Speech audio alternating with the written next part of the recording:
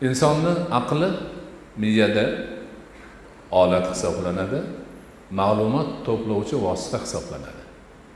Inson aqli bilan ma'lumot to'playdi, tartibga soladi, o'zida ushlab turadi.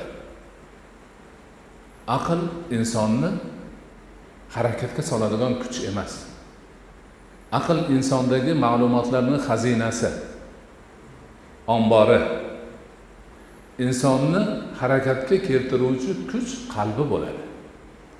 O'sha aqldagi ma'lumotlar qalbga tushganda, qalb pokiza bo'lsa, yaxshi tarafga ma'lumotlarni ishlatishni boshlaydi.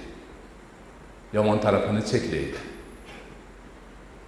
Ana o'shuning uchun dindan bexabar, qalbni nimaligini bilmaydiganlar dunyodagi eng katta olim bo'lsa ham aql bavar qilmaydigan ishlarni qilishadi. Hozir misol uchun dunyoda eng ilm rivojlangan davlat, Nobel mukofotini 80-90% har yili oladigan davlat, butun texnologiyani dunyoga bostirib olgan davlat, dunyoda eng ko'p aroq ichadigan davlat hamdir. Ko'ryapsizlarmi? Ularni ilmi, ma'rifati, texnologiyasi oyga chiqqani, balo qilgani, battar qilgani odam qila olmagan. Ana mana shu yerda bor. Hikmat shu yerda. Ana shariat bo'lsa, shariat haligi aqldagi ma'lumotni qalbga kelganda, qalb tarbiya topgan bo'lsa, yomonini to'xtatadi, yaxshisini ichga soladi. Hozir musulmon ulamolar emas, o'sha biz aytayotgan musulmonchilikdan umuman begona odamlar insonni juda chuqur o'rganishgan ular. İnsonni birorta hujayrasi qolmadi, o'rganishyapti ular. Shu insonning faoliyati qayerdan kelib chiqishini o'rganishib, tan olishdi, haqiqatan qalbdan chiqar ekan dedi.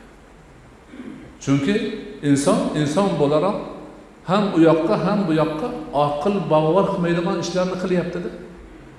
Aql ko'tarmaydi. O'zini o'tkazib olib, shuni qilsansa qildim deydi. Shu to'g'rimi desa, noto'g'ri deydi.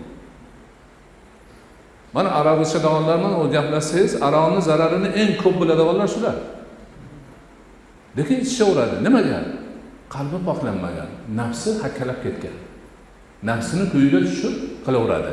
Mana o kallasidagi ma'rifati uni to'xtata olmayapti.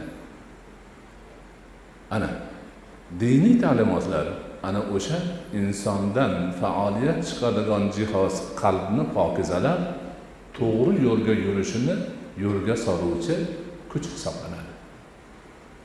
Shuning uchun insonning qalbini poklashga harakat asosiy harakat hisoblanadi. Asosiy harakat hisoblanadi. Ibodatlarning barchasi shunga qaratilgan. Zikrlarning barchasi shunga qaratilgan. Ruhiy tarbiya shunga qaratilgan. Insonning qalbi tarbiya topsin, ozoda bo'lsin, pok bo'lsin.